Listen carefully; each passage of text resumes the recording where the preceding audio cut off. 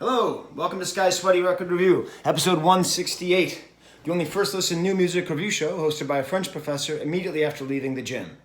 As you may know, I'm trying to get to 1 subscriber a day for my first year, so if you haven't subscribed, help me get to 365 by September 6th. Why not? Today I'm going to be reviewing an album by Patricia Taxxon. Actually, 2 albums, but I'm going to be focusing on the second. Now, all year, the artist formerly known as Eric Taxxon has been releasing an album about once a month, and I've made it my goal to review every single one of them. And so when I got an email in my inbox that Patricia Taxxon has released a new album, I said, oh, okay. Eric Taxxon is now Patricia Taxxon. Now the thing is, Patricia Taxxon has a huge online presence, apparently. Apparently, there's tons of YouTube videos by Patricia Taxxon and blog posts, and is sort of this kind of mega personality, especially for young people on the left. I don't know any of that.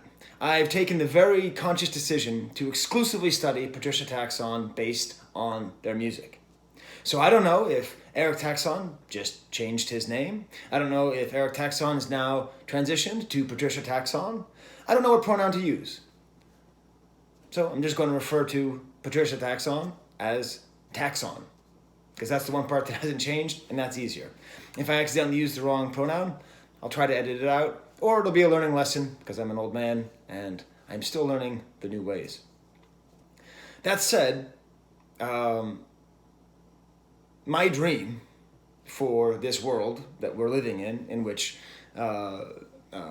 trans people are given respect and dignity, which they were denied before, is that it would go as this has gone. Which is to say, nothing changed. There's nothing about this album that is one way or another. It's just on the bio and Bandcamp, it used to say Eric Taxxon, and now it says Patricia Taxxon. It still has the same little byline. I make music for different moods. All of my tunes are free to use for personal projects and with credit. So with that said, let's get into the video. I am really tempted just to go with the artist formerly known as Eric Taxxon because I'm such a Prince fan, and I remember the days when he was the little sign thingy, the artist formerly known as Prince. But I don't know. Something tells me that's a bad instinct. Okay, so 2 albums. The first one I'm going to go through very quickly. It's an hour-long album of completely instrumental, very ambient tracks. The first 2 tracks are very dark and unnerving, almost anti-music, for a couple minutes, stuff like that. The end track has kind of the more plucky, upbeat sounds. One thing I've noticed listening to Taxxon is sort of a kind of what I call like an electric parade style, like kind of upbeat, do, which I think a lot of people find aggravating, a lot of people find charming. I find it in between those 2 things, in between aggravating and charming, which actually, that's a pretty good spectrum, I think, for a lot of Taxxon's music, is in between aggravating and charming, and often both at the same time, which is actually kind of how I identify myself, as being a combination of aggravating and charming. Maybe that's why I relate to this music so much. So I'm not really sure what's being said by The Good Night. I'm not really sure why it exists. It doesn't bother me, but I don't want to listen to it. I don't even really want to review it, just because there isn't enough there for me to review. I'm not a talented enough reviewer to, go through ambient music and tell you what makes it good or what makes it bad. Sorry. But the next album, The Best Day, is chock full. It may be Taxxon's best album of the year, so, well, no. Nothing's going to beat Victory Lap so far. I love Victory Lap. But as far as like new music, actual songs, constructing of pop, verse, chorus, that kind of stuff, this may be the best album of the year by Taxxon.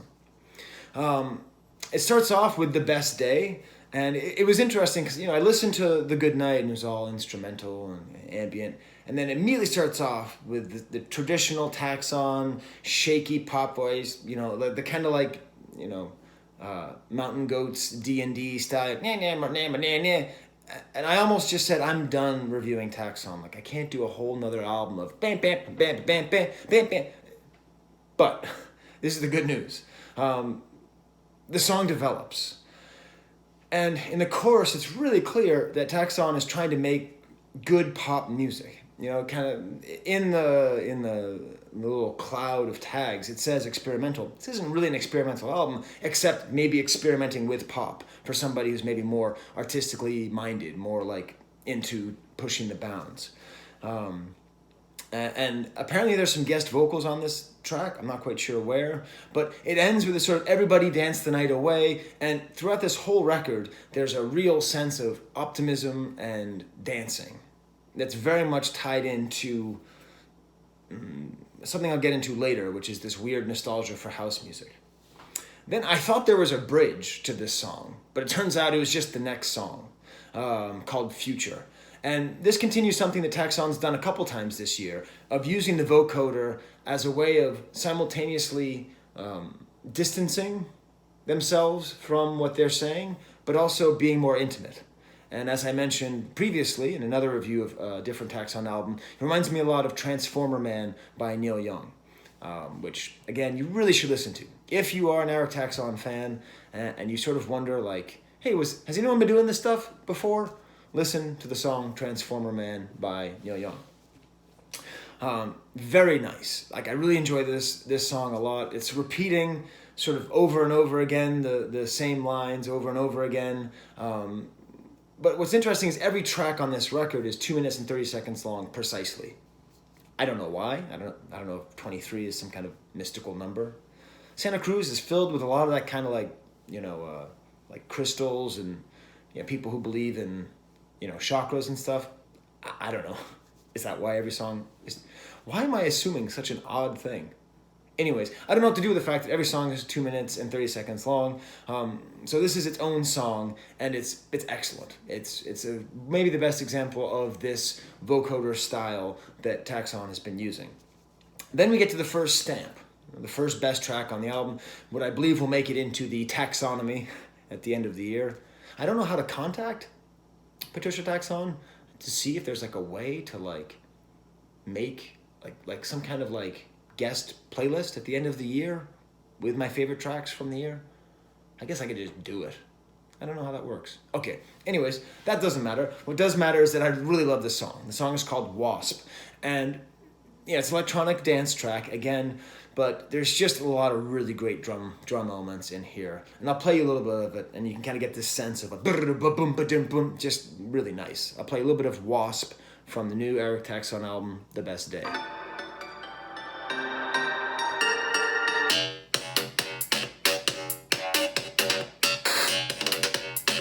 You hear that, like...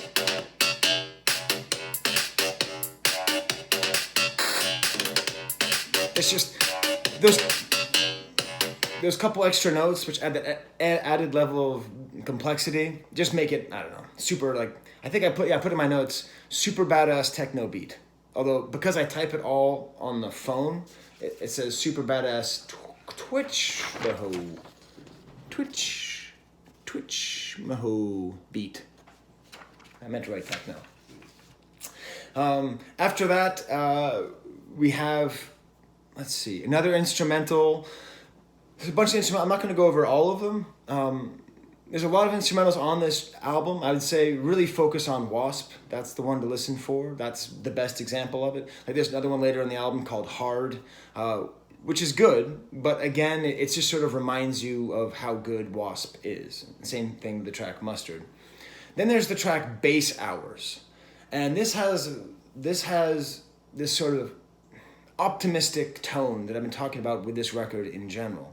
And it's a real homage to house music. I mean, it's all about like dancing and like, let's not die, let's just dance. That's the basic theme, like don't kill yourself, don't cut your wrist, cut up the rug. Is that the term? Cut up a rug. Don't cut your wrists, cut up a rug. Which I think is the focus of a lot of dance music. I think even when dance music doesn't say that, a lot of times what it's trying to say is just, this is a way to enjoy life and not to give in to despair. I find this track a little bit flat, and this is really the clearest example of this house nostalgia. And there really is a thing going on right now, where in pop music, in experimental music like this, there's a lot of throwbacks to house music. Almost anything that I've reviewed that isn't just straight rock and roll has had some kind of house track on it. I mean, especially the Chance the Rapper album, the Brockhampton album, I believe the Brockhampton album. Yeah. So like almost everything has these throwbacks to house music, and I'm not exactly sure why. Like, how is this the zeitgeist now? I think I understand why. That house music is hopeful and optimistic, and people are feeling not very hopeful, not very optimistic. So let's not slit our wrists. Let's kind of slit our dresses so we can dance better. I can't re-record now. I'm already 10 minutes in, but that was such a bad joke. That wasn't even a joke. I don't know what that was, but it was not good. And then there's another instrumental track, Grime, which is sort of another reminder of how much I prefer Wasp. It's not bad though, right? Like none of these instrumental tracks that aren't as good as Wasp are bad. They're just not as good as Wasp. There's a track called Memory and another one later called Yesterday, which are sort of these like Broadway musical songs with guest singers who are kind of like singing in a, I don't know, like Broadway musicals. And they're cheesy, but I can't tell if they're ironically cheesy or if like, some artists just really enjoy making this kind of cheesy musical style. So not what I like, but not poorly done. There's a track BBB, another vocoder pop song. I would say, you could kind of like, a lot of these tracks pair up well together. Like you could pair together Wasp with Grime, and you could pair together BBB with Future as these kind of vocoder singing songs. Quite excellent.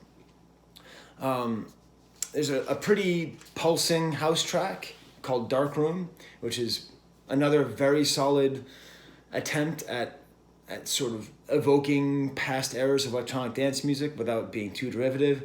And then a track that I didn't really expect to be my favorite. Like I bought this record.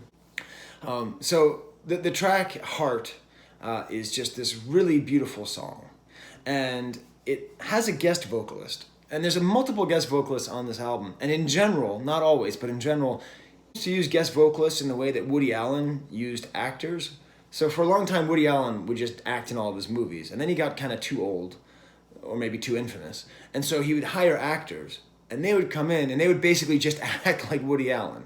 And in a way, like this Heart song is basically like someone coming in and singing more like Taxxon would sing, just maybe slightly smoother. But this is just a really beautiful 2 minutes and 30 seconds. It starts off with some vocals, and then it has just a gorgeous instrumental bit. What I like about this is it's a little bit more minimalist in its approach, than a lot of the rest of the album. Like Taxxon is trying to do less than Taxxon was doing before. Let's see if we can hear it.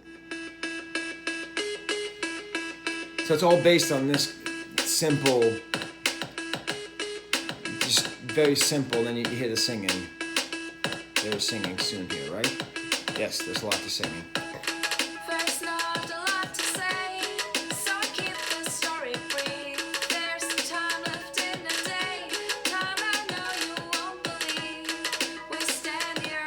So it goes through this with the singing, which again is very similar to the way that Taxxon would have sung anyways. But then it ends with the instrumental just based on this same basic beat. And I really enjoy this beat.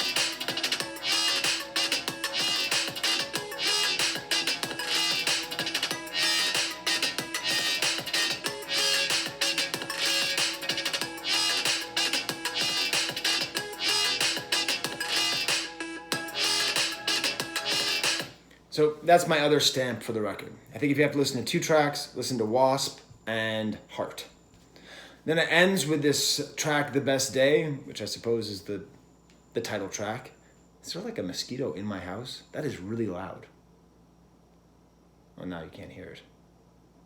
Oh, no, come on. All right, fine. It sounds like there's a cricket in my house, but maybe it got scared when I mentioned it. It ends with The Best Day. It's kind of this earworm where Taxxon's repeating, we had the best day, darling. We had the best day. We had the best day, darling. It's kind of very upbeat. And the thing is, a lot of times when I talk about Eric Taxxon, the fact that Patricia Taxxon, whichever Taxxon, same person, I often comment on the age difference. And there is this feeling I get when I listen to this song, where I just think, this is a sweet kid. You know, just like, I know that's a condescending thing to say, but it's just a sweet song, and it's earnest, and it's kind, and it comes from a place where you can tell that someone has just had a good day and wants to put that to music. So I apologize for being patronizing on that, but it's hard not to feel that way, you know. Here, I'll just play just a second of Best Day at the end of the track, so you can see what I'm saying. Just, it's sweet. We had the best day. We all had the best day, darling. We had the best day. We all had the best day, darling. We had the best day. It just does that over and over again, and it's quite sweet. So there you go. I'm really happy. The Arbuckle album, I didn't love, and certainly it was good, but I didn't love it. The Good Night, you know, as you can tell, it's not really my thing. So I'm very happy to see The Best Day filled with songs that are really, that I think represent the best of Patricia Taxxon, of Eric Taxxon, of all the Taxxons. And I look forward to the next album, because we're getting towards the end of the year. I'm already starting to put all these things together for what's going to be in the taxonomy video. I will say one thing, you know, I talk a lot about age on this channel because it interests me. As I was going into the gym, I just see this 60-year-old dude, and just written across his chest are the words, Supertramp. And if you don't know Supertramp, it was this band from the 70s. I believe they did the song, right, you're bloody well right, you're bloody well right to say. And then as I walked around, because he was on the elliptical, I saw the back and said, you know, one last tour, 2002. So presumably, this band from the 70s, and the 60-year-old guy was wearing this shirt because that was probably the last time he went to a concert, and it was to say goodbye to Supertramp. And then immediately in front of him was a woman wearing the band Live. You know, I alone love you. By the way, I saw Live before they were big, and I hated them.